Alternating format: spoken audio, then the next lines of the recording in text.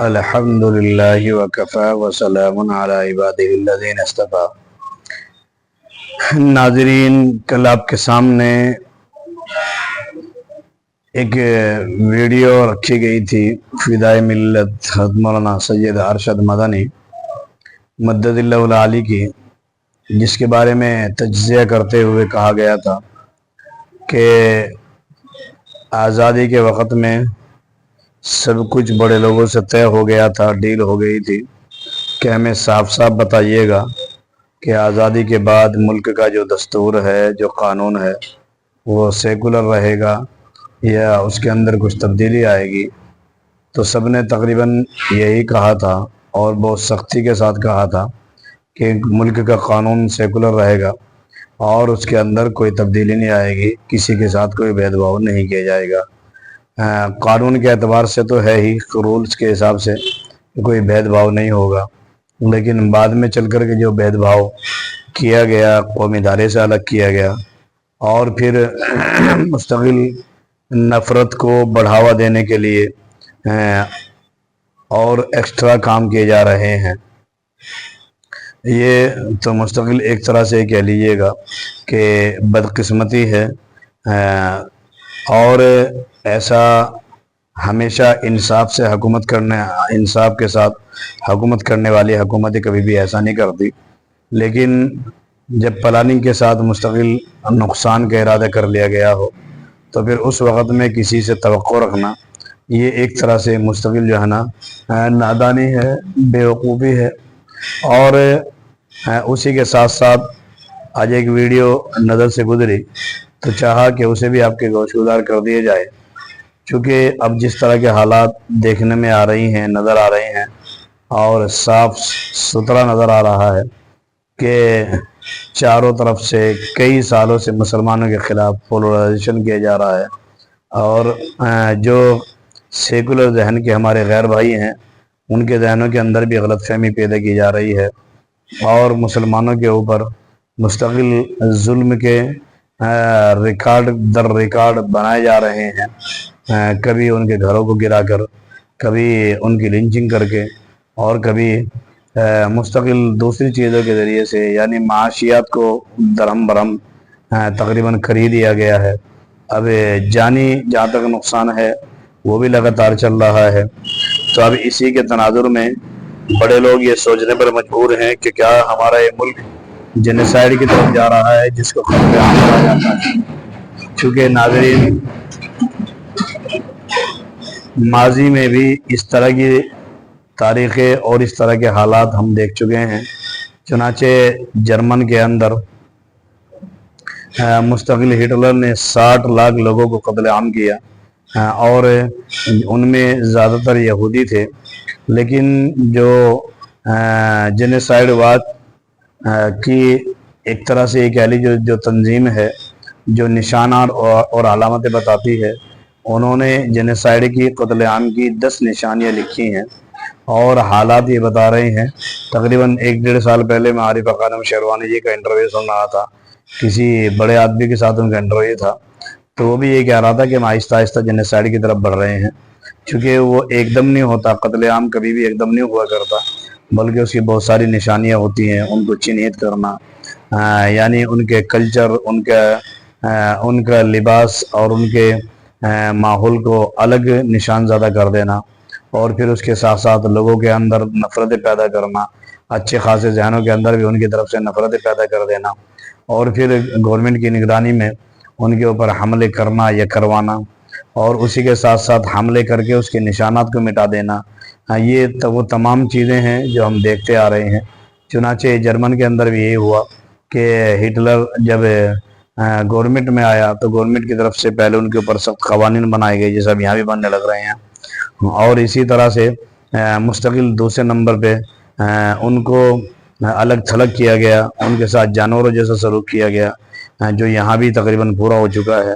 اور اس کے بعد آگے نمبر پہ پھر ان کو گورنمنٹ کی پشت پناہی میں ان کے اوپر حملے کروائے، جو تقریباً یہاں یہ تو نہیں کہہ سکتے گورنمنٹ کی پشت پناہی میں ہو رہا ہے، لیکن یہ ہے کہ سب کچھ دیکھ بھال کر کے انجانی کی جا رہی ہے۔ تو اس کا مطلب یہ سمجھ میں آ رہا ہے کہ اشارات اسی طرف ہیں اور پھر اس کے بعد جو ہے نا مستقل آہستہ آہستہ 10 نشانیاں بتائی ہیں۔ تو ان لوگوں نے یوں کہا ہے جو ادارے ہیں کہ 10 نشانیوں میں سے 8 ہندوستان کے اندر جینوسائیڈ کی نشانیاں پوری ہو چکی ہیں۔ ان میں سے سمبلائز ہے، یعنی ان کی الگ پہچان کرانا ہے، معاشرے سے الگ کر دینا ہے، اور ان کے خلاف غلط فہمیاں دلوں کے اندر پیدا کر دینا ہے اچھے خاصے لوگوں کے۔ تو کیا ہم اس کے قریب آ چکے ہیں؟ اس وقت میں 1.5 سال پہلے یہ باتیں سمجھ میں نہیں آتی تھی، لیکن اب حالات کو دیکھ کر کے یہ چیزیں سمجھ میں آ رہی ہیں۔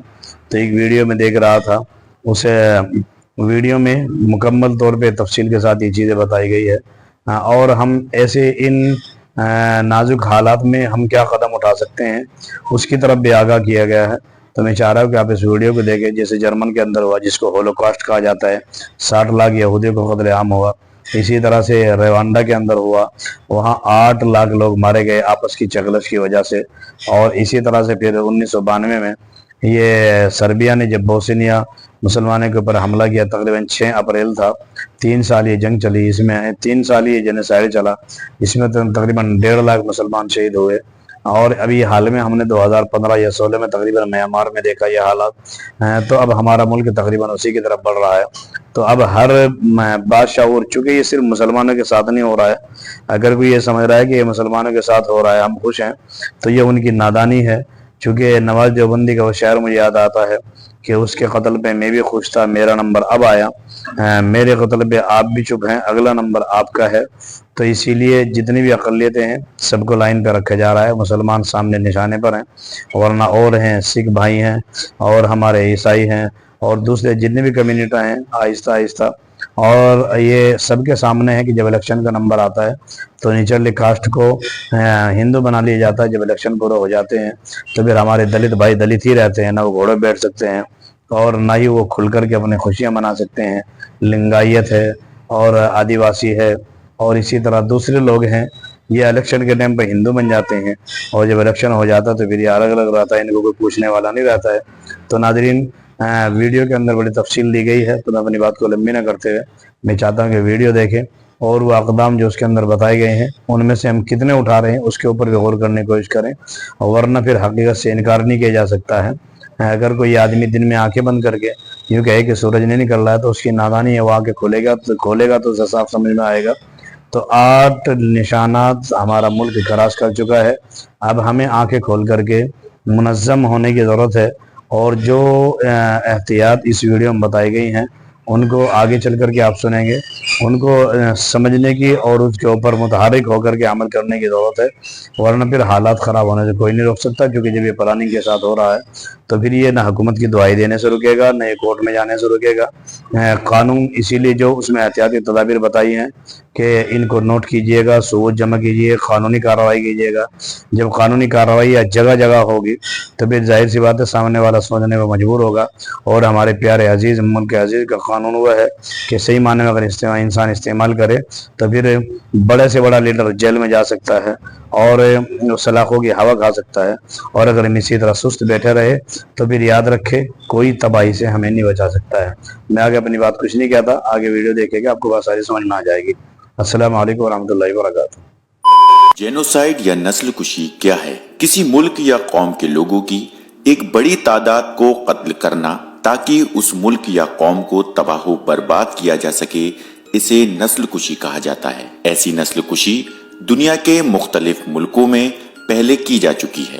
ہم ان میں سے کچھ پر یہاں بات کریں گے، اور پھر آخر میں اس بات پر بھی چرچا کریں گے کہ جہاں بھی ایسی کسی نسل کشی کا خطرہ ہو تو وہاں اس کو روکنے کے لیے کیا کچھ کیا جا سکتا ہے۔ جرمنی نسل کشی، اسے ہولوکاسٹ بھی کہا جاتا ہے۔ ہٹلر کے راج میں جرمنی میں 60 لاکھ سے زیادہ لوگوں، خاص طور سے یہودیوں کو ختم کرنے کی بڑی پلاننگ کی گئی۔ پہلے دھیرے دھیرے یہودیوں کو پبلک لائف سے دور کیا گیا، ان کے خلاف سینکڑوں قانون بنائے گئے اور انہیں بدنام کرنے کا پروپیگنڈا چلایا گیا۔ پھر نازی پارٹی نے جرمنی بھر میں یہودیوں پر سلسلے وار حملے کروائے، جس میں یہودیوں کا بے انتہا جانی و مالی نقصان ہوا۔ 1994 کی روانڈا نسل کشی، روانڈا کے 2 نسلی گروہوں ہٹو اور ٹوتسو کی آپسی کشمکش ہی روانڈا نسل کشی کا سبب بنی۔ جب ہٹو جو اکثریت میں تھے हुकूमत उनके हाथों में आई तो उन्होंने टुत्सियों के साथ बहुत ज्यादा भेदभाव शुरू कर दिया, जो आगे चलकर नस्ल कुशी में बदल गया, जिसमें 8 लाख टुत्सियों को कत्ल कर दिया गया। बोस्निया नस्ल कुशी। अप्रैल 1992 में सर्बिया ने बोस्नियाई मुसलमानों के खिलाफ बड़े पैमाने पर नस्ली सफाई की कार्रवाई शुरू की। सर्बियाई फौज ने औरतों और छोटी उम्र की लड़कियों के साथ गैंग रेप किया और मर्दों को कत्ल किया। सर्ब फौज कैंपों से लोगों को उठाकर ले जाते और उन्हें गोलियों से भून देते। ये सिलसिला 3 साल तक चलता रहा, जिसमें 1 लाख से ज्यादा लोगों को दर्दनाक मौत दे दी गई। याद रहे कि नस्ल कुशी अचानक शुरू नहीं होती, बल्कि ये एक लंबा सिलसिला होता है, जैसा कि जर्मनी, रवांडा, बोस्निया और म्यांमार में हमने देखा। ठीक इसी तरीके से आरएसएस और उससे जुड़ी तंजीमें भारत में मुसलमानों और दूसरी अक़लियतों के खिलाफ नफरत का माहौल तैयार कर रही हैं। इंटरनेशनल इदारे जेनोसाइड वॉच ने नस्ल कुशी के 10 स्टेज बताए हैं। क्लासिफिकेशन यानी दर्जाबंदी, सिंबलाइजेशन यानी अलामत बंदी, डिस्क्रिमिनेशन यानी भेदभाव, डीह्यूमनाइजेशन यानी गैर इंसानी बर्ताव, ऑर्गेनाइजेशन यानी लोगों को मुनज़्ज़म करना, पोलराइजेशन यानी नफरत की बुनियाद पर बंटवारा, प्रिपरेशन यानी तैयारी, प्रोसिक्यूशन यानी जुल्म व ज्यादती, एक्सटर्मिनेशन यानी खात्मा और डिनायल यानी सबूतों को मिटाते हुए जुर्म से इनकार। भारत में इनमें से 8 स्टेज पूरे हो चुके हैं। आरएसएस का क़याम भारत को एक हिंदू राष्ट्र बनाने के मकसद के साथ हुआ। आरएसएस के बानी हिटलर और नाज़िज़्म की तारीफ करते हैं और उन्होंने बड़ी चालाकी से भारतीयता को हिंदू कल्चर का नाम दे दिया। हिंदू कल्चर को फॉलो ना करने वाली आबादी यानी मुसलमानों, ईसाइयों और कम्युनिस्टों को आरएसएस ने विदेशी का नाम दिया। आरएसएस ने उन्हें अंदरूनी दुश्मन करार दिया। अपने क़याम के वक्त से ही आरएसएस इस पर काम कर रहा है। हिंदुत्व ताकतों ने भारत में कई मुस्लिम व ईसाई मुखालिफ कत्लेआम किए, जो नस्ल कुशी की एक शक्ल है, जिसका एक खूनी मंजर 2002 की गुजरात नस्ल कुशी में देखा गया। गुजरात में संघ परिवार के जरिए निकाली गई भीड़ ने हजारों मुसलमानों को कत्ल कर दिया। मुसलमानों के घरों और कारोबारों को जला दिया गया, मर्दों, औरतों और बच्चों को कत्ल किया गया और मस्जिदों और मज़ारों को तहस नहस कर दिया गया। इस तरह 2000 से ज्यादा लोग मार दिए गए और 1 लाख से ज्यादा लोगों को कैंपों में पनाह लेना पड़ी, जहां उन्हें बुनियादी जरूरतों से भी महरूम रखा गया। भारतीय मीडिया दिन रात नफरत फैलाकर लोगों को बांटने में लगी है, ताकि हुक्मरान ताकतों की हुकूमत चलती रहे। सियासी लीडर मुसलमानों के पहनावे, कल्चर और दूसरी चीजों को गलत तरीके से पेश करके गैर मुसलमानों की नजर में उनकी तस्वीर खराब करने में लगे हैं। यहाँ तक कि होम मिनिस्टर और पीएम भी खुलेआम ऐसी बातें करते नजर आते हैं। इसके अलावा आरएसएस गांव-गांव में खुफिया कैंप चलाकर हिंदू नौजवानों और बच्चों के दिलो दिमाग में नफरत का जहर घोल रहा है। 2014 में इनकी हुकूमत बनाने के बाद से बहुत सी हिंदुत्व तंजीमों ने खुलेआम मुसलमानों के सफाई की दावत देनी शुरू कर दी है।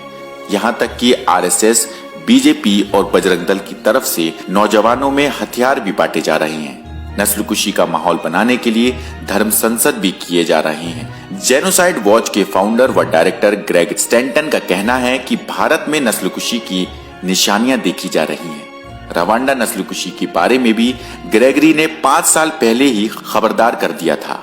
भारत के मौजूदा हालात में हमारी जिम्मेदारियां क्या बनती हैं, ताकि हम अपने दस्तूरी हुकूक की हिफाजत कर सकें और एक इज्जत की जिंदगी जी सकें। हमारी तैयारियां क्या हैं? हमारी मुस्लिम जमातों और तंजीमों की क्या तैयारियां हैं? मस्जिद कमेटियां, उलमा और समाजी तंजीमें कितनी तैयार हैं? हमें ये सवाल खुद से पूछना चाहिए कि इन हालात के लिए हम कितने तैयार हैं। अगर हम ये जिम्मेदारी नहीं लेंगे तो हमारे हालात भी जर्मनी के यहूदियों, रवांडा के टुत्सियों, बोस्निया के मुसलमानों और म्यांमार के रोहिंग्या मुस्लिमों से अलग नहीं होंगे। अब सवाल ये है कि नस्ल कुशी को रोका कैसे जाए। क्या हमने पूरी संजीदगी से हालात पर काबू पाने की जिम्मेदारी को कबूल किया है? भारत में नस्ल कुशी को रोकने में हमारा क्या रोल होगा? पहली जिम्मेदारी खुद मजलूमों की है। इसमें समाज के हर तबके को अपना रोल अदा करना होगा। भारत के मौजूदा पस मंजर में हम ऐसी किसी भी नस्ल कुशी को रोकने के लिए काफी कुछ कर सकते हैं। हर मौलाना, ट्रस्ट, इदारे, इंटेलेक्चुअल, प्रोफेशनल NGO, मस्जिद कमेटी को नस्ल कुशी को रोकने में अपनी जिम्मेदारी अदा करनी होगी। सबसे पहला काम अपने तमाम इख्तिलाफात को भुलाकर इस कॉमन खतरे के खिलाफ सबको मुत्तहिद होना होगा और तालीम, सियासत और माली एतबार से खुद को मजबूत करना होगा। इसके साथ ही सामाजी और सियासी मुद्दों में सरगर्मी और सही सोच के साथ हिस्सा लेना होगा। जमीनी हकीकतों को सही से समझना होगा, क्योंकि हकीकत के इनकार से कुछ नहीं होने वाला। जमीनी सतह पर तहरीकें बनानी होंगी और नस्ल कुशी की ताकतों के खिलाफ आवामी दिफा तैयार करनी होगी। समाज के उन सभी तबकों के बीच बड़े इत्तेहाद के लिए काम करना होगा जो नस्ल कुशी की सियासत के खिलाफ है। हर तरफ से एकजुटता बनानी होगी। हेट क्राइम्स के वाकयात के खिलाफ रिकॉर्ड जमा करें, दस्तावेज बनाएं और कानूनी कार्रवाई करें। अगर ये तमाम काम करने में कामयाब रहे तो नस्ल कुशी की कोशिशों को नाकाम बनाया जा सकता है और इसे कामयाबी के साथ रोका जा सकता है।